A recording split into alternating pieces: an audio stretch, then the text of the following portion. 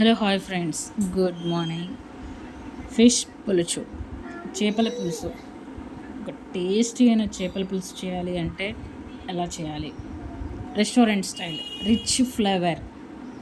రెస్టారెంట్లో చాలామంది ఇది ఎలా చేస్తారు అనేది మనకు ఆ రెసిపీస్ అనేది చెప్పరు. బట్ నేను మీకు చూపిస్తాను కూడా. సో ఇలా అన్ని ఇంగ్రీడియంట్స్ని తీసుకొని ప్యాన్ పెట్టుకొని ఆయిల్ వేసుకొని అందులో చెక్క అండ్ లవంగా. నేను తెలుగులో అంటే చదువుకునే వాళ్ళకి ఏ లాంగ్వేజ్లో చెప్పినా అర్థమవుతుంది. సో కొంచెం చదువుకున్న వాళ్ళకి ఏదైనా సరే తెలుగులో చెప్తే క్లారిటీగా అనేది అర్థమవుతుంది. సో ఇలా చెక్క లవంగా అండ్ కరివేపాకు కొత్తిమీర ఆయిల్లో వేసి బాగా వేయించాను.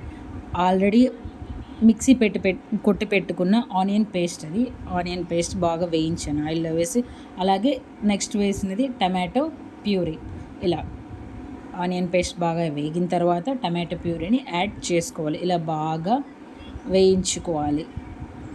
ఇలా బాగా రెడ్డిష్ వచ్చి బాగా మగ్గేదాకా ఆయిల్లో దీన్ని వేయించుకోవాలి. ఇది చాలా అంటే చాలా బాగుంటుందండి. టేస్ట్ మనకు రెస్టారెంట్ ఫ్లేవర్లో వచ్చి సూపర్గా ఉంటుంది. ట్రై చేయండి. అల్లం వెల్లుల్లి పేస్ట్ని తర్వాత యాడ్ చేయాలి. బాగా పచ్చివాసన పోయేలాగా మగ్గాలి. అలాగే ఇలా బాగా మగ్గనివ్వాలి. సో ఫ్రెండ్స్, నా వీడియో కన్నా మీకు నచ్చితే ప్లీజ్ లైక్ చేయండి. ఇలా బాగా మగ్గనివ్వాలి. సో ఇలా ఆల్రెడీ నేను తీసి పెట్టుకున్న మసాలాలు, రాక్ సాల్ట్ మాత్రమే వాడండి. ధనియాల పొడి అండ్ గరం మసాలా పొడి అండ్ ఏవేవంటే నేను చెక్క లవంగా అండ్ ఎండు కొబ్బరి ధనియాలు అన్నీ బాగా కలిపి కుట్టి పెట్టుకున్నాను. అది అండ్ లైట్గా గరం మసాలా బయట నుంచి తెచ్చి యాడ్ చేసుకున్నాను. అండ్ జీరా పొడి అండ్ ఇది నెక్స్ట్ వచ్చి పెప్పర్ పొడి, మిరియాల పొడిని కూడా నేను యాడ్ చేశాను. ఇలా అన్ని ఇంగ్రీడియంట్స్ యాడ్ చేసి పసుపు అండ్ చిల్లీ పౌడర్ అంటే కారం పొడి అండ్ కాశ్మీరీ చిల్లీ పౌడర్ని కూడా యాడ్ చేశాను.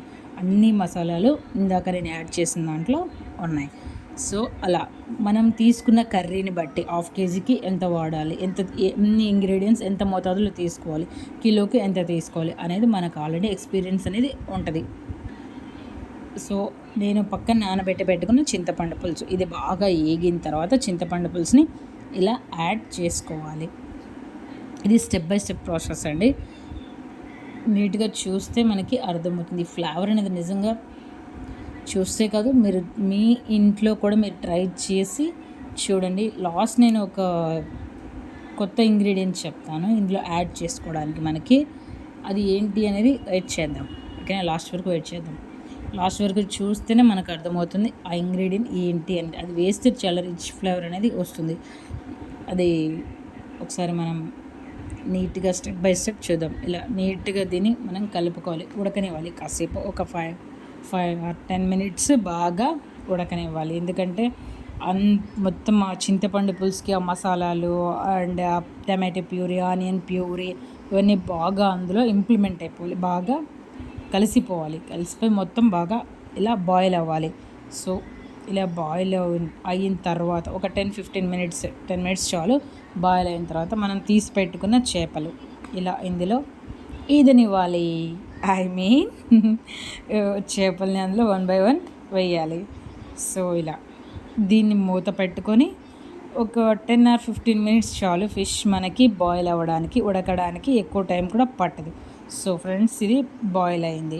ఇలాగా దీన్ని మనం ఇప్పుడు స్పూన్తో కానీ అలా కదపలేము. నేను చెప్పాను కదా మీకు, రిచ్ ఫ్లేవర్ రావడానికి ఇంగ్రీడియంట్ అని జీడిపప్పు అండ్ బాదం పప్పు కలిపి కొట్టి పెట్టుకున్న ప్యూరీ.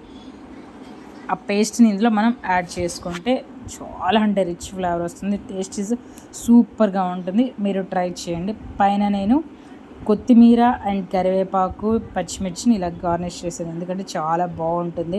సో ఫ్రెండ్స్, చూసారుగా ఇంత టేస్టీ అయిన చేపల పులుసు. ప్లీజ్ ఫ్రెండ్స్, నా వీడియో కన్నా మీకు నచ్చితే subscribe and share, like. Thank you so much watching my video.